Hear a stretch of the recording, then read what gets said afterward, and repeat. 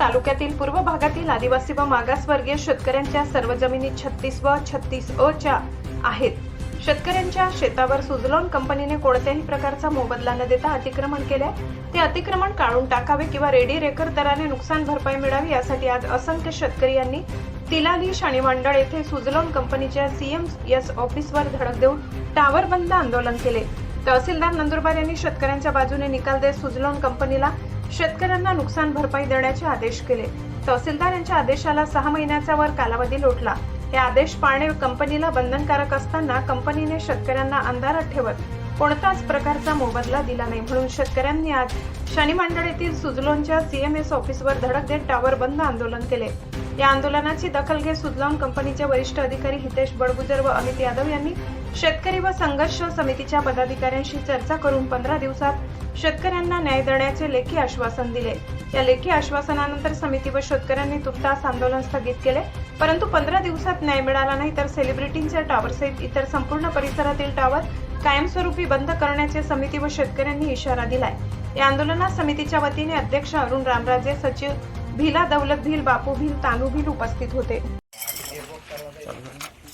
आज आम्ही पवन ऊर्जा आदिवासी मागासवर्गीय संघर्ष समितीच्या वतीनं आज या तिलाली CMSला टावर बंद करण्याचं आंदोलन सर्व शेतकऱ्यांच्या मार्फत केलेलं आहे.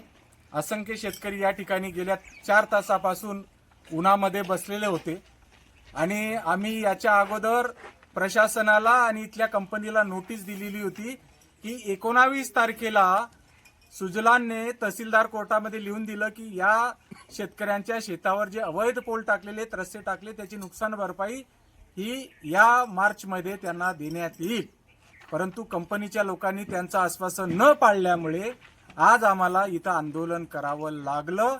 परंतु आज हा कागद आम्हाला साक्ष आहे की त्या कंपनीच्या लोकांनी 15 दिवसाचा अवधी आणि थोडा अजून वाढवून मागितलेला आहे.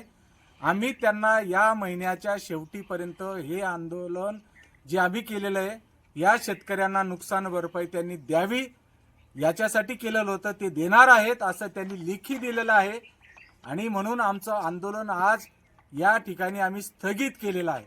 परंतु भविष्यामध्ये या शेतकऱ्यांच्या भावनांचा जर त्यांनी विचार केला नाही तर या भागातले रस्ते, पोल आणि कंपनीचे टावर आम्ही बंद करू.